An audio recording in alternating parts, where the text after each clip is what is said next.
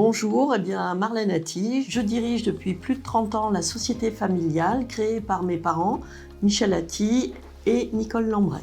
Bonjour, je m'appelle Meggy Fion, je suis responsable des achats chez Attivona. Je m'occupe de faire l'approvisionnement de tous les achats au sein du groupe. Je suis Guilhem Berthet, commercial pour la carrosserie Atty depuis 6 ans maintenant et je suis également candidat à la reprise de l'entreprise familiale.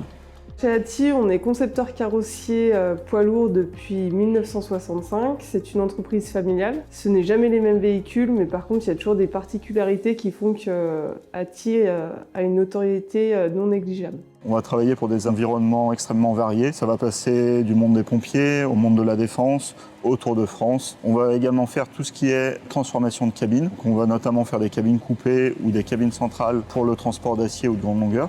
Nous sommes le seul carrossier européen à pouvoir faire rouler des cabines centrales en France. On va faire également tout ce qui est rallongement de cabine, qui est un nouveau marché pour nous. Énormément d'autres typologies de véhicules qu'on va concevoir avec le client pour un besoin spécifique. Notre société fait un chiffre d'affaires d'environ 7 millions par an. Nous avons une cinquantaine de collaborateurs et en fonction de l'activité, nous prenons des intérims qui fluctuent tout au cours de l'année.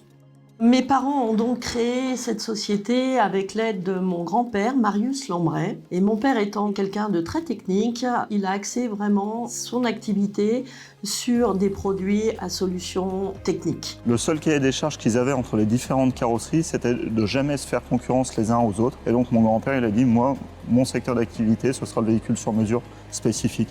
Et depuis, c'est ce qui nous caractérise. Travailler en famille, c'est pas toujours évident, mais aujourd'hui j'en suis contente et c'est vraiment une fierté, une chance de pouvoir le faire avec mon frère et ma mère. C'est un challenge au quotidien, mais c'est un challenge qui est extrêmement plaisant. Je trouve qu'on se bat pour autre chose que notre travail. On travaille pour un nom, on va travailler pour des valeurs. C'est ce qui fait que notre entreprise perdure dans le temps.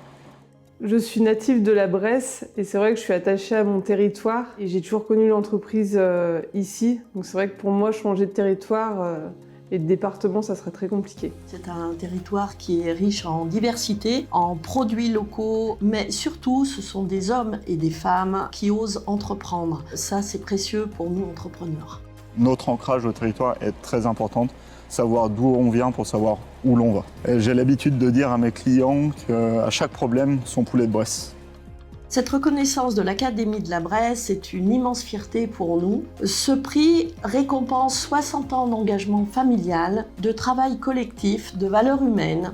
Un grand merci à mes équipes d'hier et d'aujourd'hui pour le travail accompli à nos côtés. Je suis assez fière pour l'entreprise de recevoir ce prix, qui est à la fois un prix qui reflète notre activité et en plus dans le bassin bressan.